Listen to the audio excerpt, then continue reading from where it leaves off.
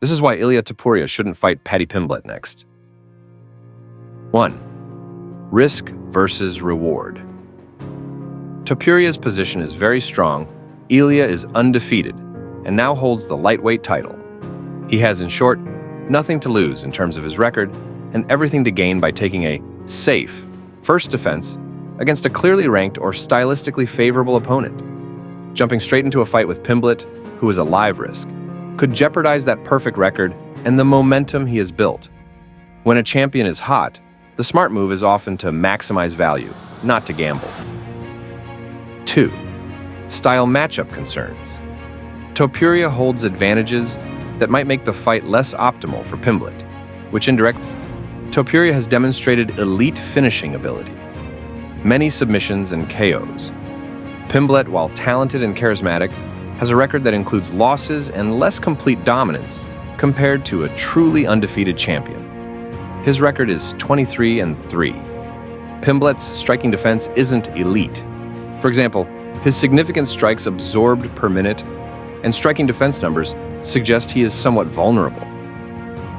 Given those facts, Topuria might see this fight as favorable on paper.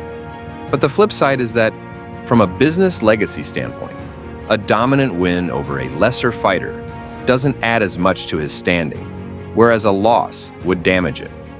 The risk/reward is skewed. 3. Timing and career trajectory arguments.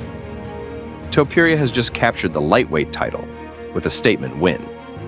He may want to build his championship era with high-profile but strategically chosen defenses. A bout with Pimblett has huge entertainment value, but from a pure sporting progression standpoint. He may want to defend against someone with proven elite credentials, top 3 to 5, rather than someone who is more hype than tested. 4. Promotional versus sporting priorities.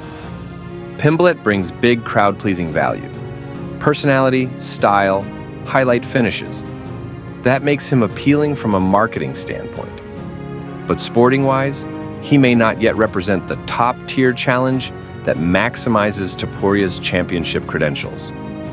If Topuria wants to build a legacy of dominance, he may prefer to deal with more logical contender names, rather than headline grabs that carry bigger variables and fewer guarantees of competitive vice versa. In other words, the fight might make sense for the UFC in terms of promotion, but not necessarily for Topuria in terms of career strategy.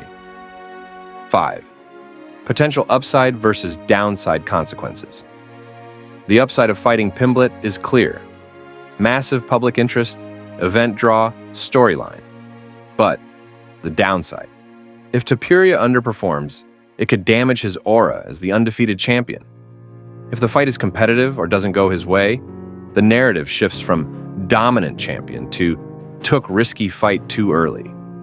If Pimblett uses a style that disrupts Topuria, for example, high pace, weird angles, changing levels, there may be exposure to mistakes. From a legacy standpoint, Topuria might be better served by first consolidating the division, defending the title against 1 or 2 lower-risk opts, then taking the hype fight. That preserves his undefeated status while adding value. 6. Conclusion. In summary, while a Topuria versus Pimblett fight would be compelling from an entertainment and promotional viewpoint, from purely sporting and career strategy terms for Topuria, it might be premature or suboptimal. He's in a position of strength rather than rush into a high-risk, high-variable matchup. If he were to fight Pimblett now, the fight could make sense for the UFC, but might not maximize Topuria's legacy or minimize unnecessary risk. Thank you for watching.